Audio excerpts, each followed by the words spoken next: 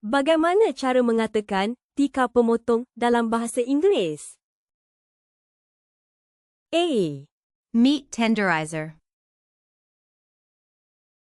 B. Potato masher. C. Cutting mat. D. Whisk.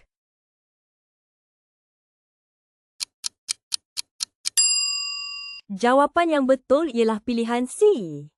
Cutting mat. Bagaimana cara mengatakan tika pemotong dalam bahasa Inggeris? A. Meat tenderizer. B. Cutting mat. C. Potato masher. D. Whisk.